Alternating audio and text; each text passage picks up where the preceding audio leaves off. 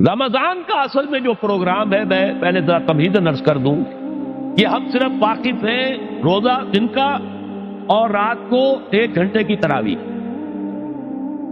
یہ بہت بڑا مغالطہ ہے، بہت بڑا مغالطہ۔ روز اصل میں رمضان کا پروگرام کیا ہے؟ دن بھر کا روزہ اور رات کے اکثر حصے کو قرآن کے ساتھ لے کر جاگنا۔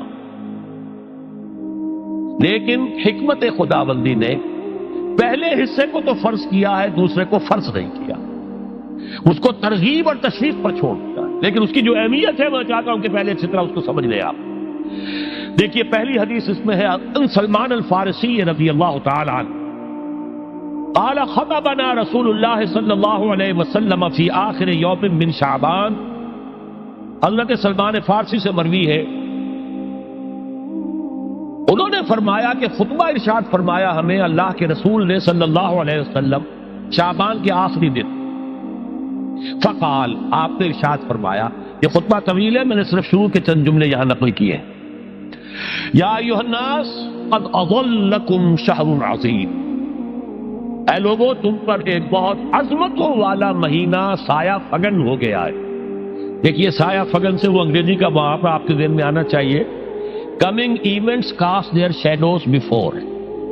ابھی رمضان شروع نہیں ہوا ہے، شعبان کا آخری دن ہے، تو وہ کمنگ ایونٹ جو ہے رمضان مبارک اس کا سایہ آ گیا ہے تم پر، اس لیے حضور نے وہ لفظ استعمال کیا قد اظلکم، ظلال کہتے سائے کو، قد اظلکم شہر عظیم، بڑی عظمت والا مہینہ ہے، شہر مبارک، بہت برکت والا مہینہ ہے، شہر فیہ لیلۃ خیر من الف شہر، اس میں ایک رات وہ بھی ہے، وہ مہینہ جس میں ایک رات وہ بھی ہے جو 1000 مہینوں سے افضل ہے۔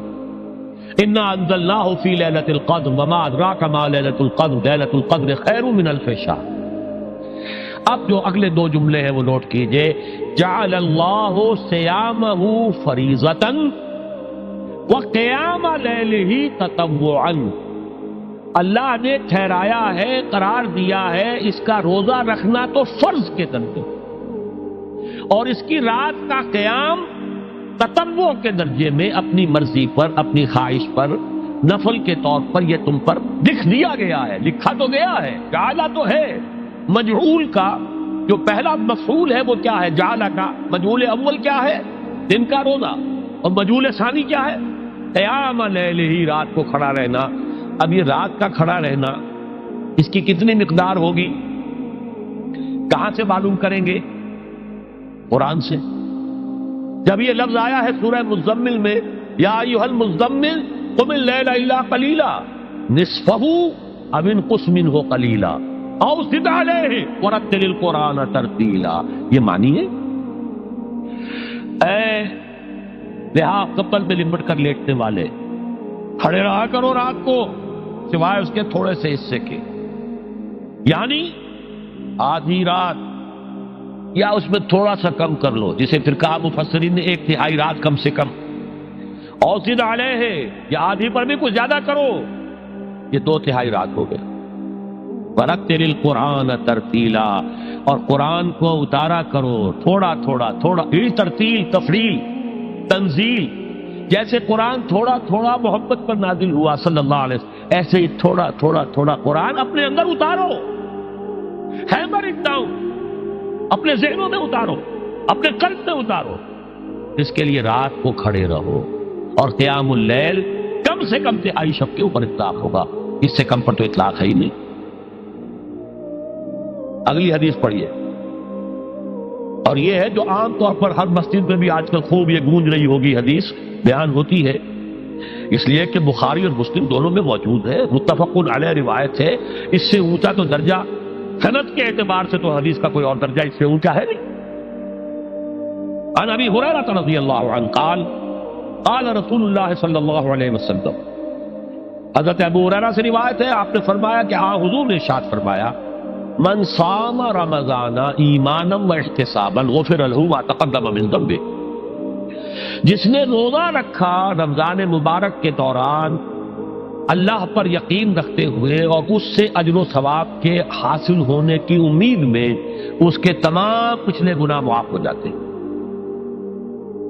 ومن قام رمضان ایمانا واحتسابا غفر له ما تقدم من ذنبه، اور جو کھڑا رہا رمضان کے دوران، کھڑا رہا ہے، جیسے سامہ، میں نے شروع میں آپ سے عرض کر دیا تھا یہ مصدر سامہ یصوم صوما قام یقوم قیاما، ومن قام رمضان، جو کھڑا رہا رمضان کے دوران، پورے رمضان کے دوران کھڑا رہا، ایمان و احتساباً کی شرط پھر وہی ہے، غفر له ما تقدم من ذنبه، وہی اجر اس کا بھی ہے۔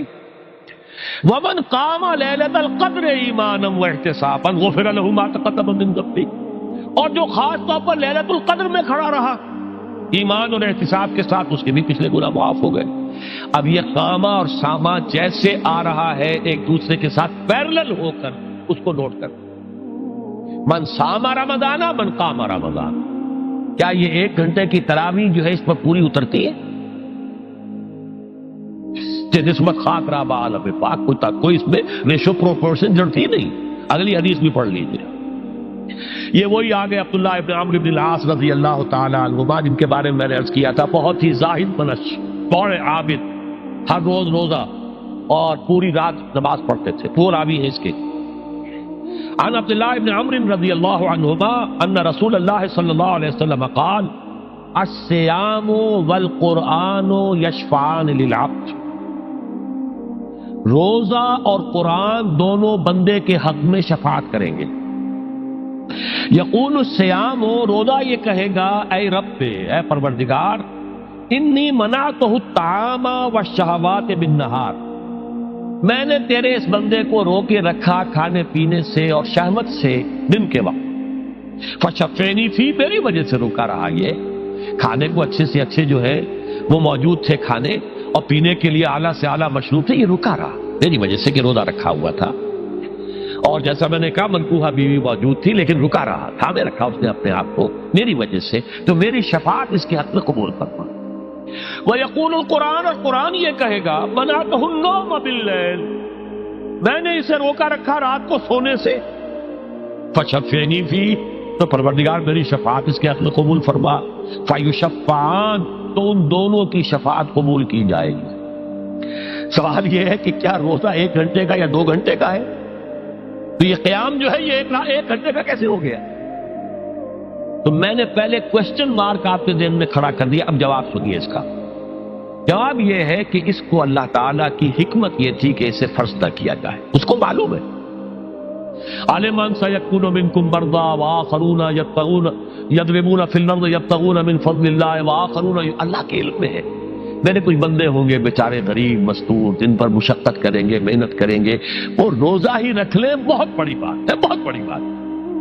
رات بھر کا قیام کیسے کریں گے؟ 2/3 رات کیسے کھڑے رہیں گے؟ آدھی شب کیسے ممکن ہے؟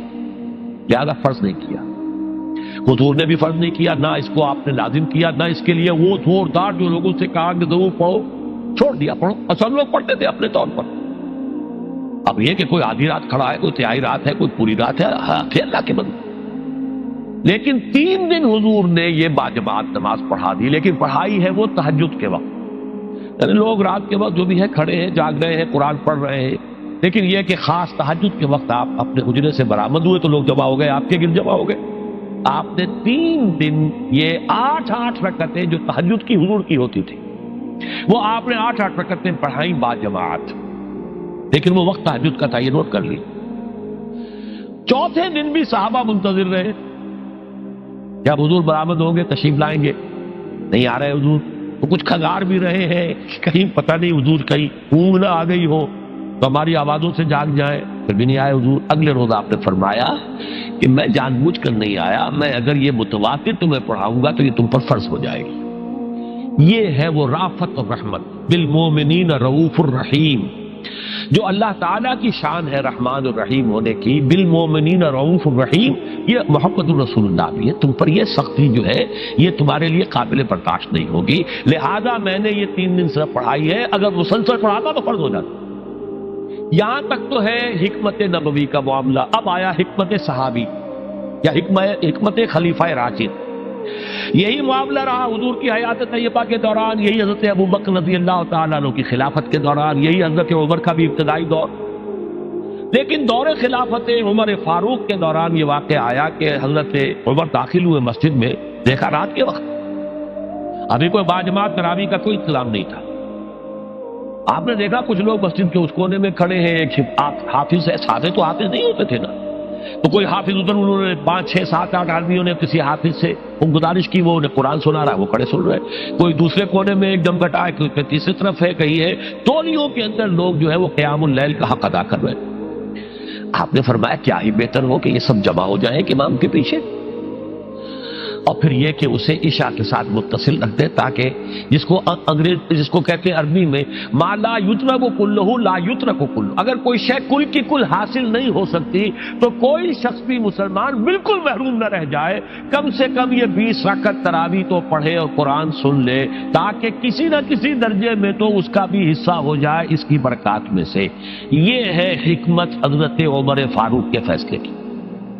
اور چونکہ حضور نے فرمایا علیکم بسنتی و سنت الخلفاء الراشدین المہدیین، تم پر لازم ہے کہ میری سنت کو اور میرے خلفاء راشدین کی سنت کو مضبوطی سے پکڑو، یہ وجہ ہے کہ فقہاء اربعہ جو ہیں ہمارے، وہ سب کے سب اس کو واجب کے درجے میں رکھتے ہیں، اس لیے کہ یہ فیصلہ حضرت عمر کا، عمر خلیفہ راشد ہیں رضی اللہ تعالی عنہ، لہذا یہ نظام بن گیا تراویح کا۔ اب میں اس کی نفی نہیں کر رہا، لیکن جو شخص سمجھتا ہے کہ اس سے اصل حکمت اور غرض و غایت پوری ہو گئی، وہ مغالطے میں مبتلا ہے۔ یہ تو علی الاقل کم سے کم اس درجے میں کہ ہر مسلمان کم سے کم اس درجے تک تو جو ہے وہ کچھ نہ کچھ حظ حاصل کر ہی لے، اور وہ اس سے محروم نہ ہو بالکل ہی۔ ما لا یدرک کلہ لا یترک کلہ، اس درجے میں حضرت عمر کا فیصلہ ہے، اور اسی کی وجہ سے ہمارے خلفاء، ہمارے جو ائمہ اربعہ انہوں نے قبول کیا ہے، اور یہی اس مسئلے کا حل ہو جائے گا۔ جو اہل حدیث حضرات اس کے اوپر جو ہے چیلنج بھی شائع کرتے ہیں، کوئی ثابت کر دے حضور سے 20 رکعتیں تو ہم اتنے لاکھ، ہم بھی کہتے ہیں کہ حضور سے ثابت نہیں ہے، کون کہتا دعویٰ ہی نہیں، یہ تو حضرت عمر کا فیصلہ ہے، حضرت عمر کا فیصلہ، خلیفہ راشد کا فیصلہ، اس کو امت نے قبول کیا ہے، لہذا وہ نظام ہے، رہے گا۔ اور یہی جو ہے آپ کو معلوم ہے، حالانکہ یہاں اکثریت جو ہے وہاں پر وہ اہل حدیث حضرات کی ہے سعودی عرب میں، حرمین میں وہی 20 رکعت تراویح ہوتی ہے، اس لیے کہ وہ ان کا جو آفیشل مسلک ہے وہ مسلک حنبلی، حنفی نہیں ہے، وہ حنبلی مسلک میں بھی یہی ہے، شافعی میں بھی یہی ہے، مالکی میں تو 36 تک کی روایتیں موجود ہیں، 36 رکعت، لیکن یہ ہے کہ یہ ہے وہ 20 رکعت تراویح کا معاملہ، اس کی نفی میری بات سے نہ سمجھ لیجیے گا، وہ ٹھیک ہے، حضرت عمر کا فیصلہ ہے۔ پھر یہ کہ یہ آسان ترین ہے کہ عشاء کے ساتھ ہی متصل پڑھ لی، اور آج تو ہماری نیند کا کوئی حصہ اس میں جاتا ہی نہیں، کون سوتا ہے اس سے پہلے، سوال ہی پیدا نہیں ہوتا۔ لیکن یہ جو کہہ رہے ہیں کہ قرآن کہے گا میں نے اسے نیند سے روکے رکھا، اس کا حق کہاں ادا ہوا؟ اس کا حق تو ادا ہوگا کہ تہائی ورنہ نصف شب کے لگ بھگ آپ جاگے قرآن کے ساتھ۔ اب سمجھیے اس کی غرض و غایت کیا ہے۔ اگر قرآن رمضان کا یہ دوگنا پروگرام سامنے آ گیا، اصلاً جو مطلوب ہے دن بھر کا روزہ اور رات کے اکثر حصے کا کم سے کم نصف شب جو ہے اس میں جاگنا قرآن کے ساتھ، اب اس کی جو حکمت اور غرض و غایت ہے وہ بھی اب آپ 2 درجوں میں سمجھ۔ رمضان کا اب 2 اچھا پروگرام، دن میں روزہ رکھو، اس روح کو مزمحل کرو، اس روح کو مزمحل کرو گے، اس نے جسم کو مزمحل کرو گے، حیوانی وجود کو، تو ہی اس روح کو کچھ ریلیف ملے گا۔ بھاری بوجھ کسی کے قدموں میں پڑا ہوا ہے، وہ کیسے اوپر اٹھے گا؟ ذرا اس کے نیچے جو وزن ہے، لنگر بھاری ہے، جہاز کا کیسے چلے گا؟ لنگر تو اٹھاؤ۔ تو اس طریقے سے وہ ذرا بوجھ سے اس کو تھوڑا سا ریلیف دو، رات کو کھڑے ہو جاؤ، اب اپنی روح پر نازل کرو اللہ کے کلام۔ تیرے ضمیر پہ جب تک نہ ہو نزول کتاب، گرا کشا ہے نہ راضی نہ صاحب کشاف۔ اب یہ فوار پڑ رہی ہے تمہارے اوپر، تمہارے اندر اس کو جذب ہونا چاہیے۔ اس سے کیا ہوگا؟ روح کو تقویت حاصل ہوگی۔ اس کو مثال سے پہلے سمجھا دو، کوئی شخص پیاس سے مر رہا تھا، اس درجہ پیاسا تھا کہ اس کے اوپر بے ہوشی بھی طاری ہو گئی۔ کوئی شخص آیا، اس نے پہلے اس کو پانی کے چھینٹے دیے، کچھ ہوش میں آیا، اب اسے پانی کا کوئی کٹورا لگا دیا اس کے منہ سے، پانی کے ایک گھونٹ کی جو لذت اسے اس وقت محسوس ہوگی، کیا کبھی زندگی میں کسی کو محسوس ہو سکتی؟ یہ پانی کتنی بڑی قیمت ہے، قیمتی شے ہے، یہ تو اسی سے پوچھئے جسے شخص پیاس لگی تھی، اور پیاس کی وجہ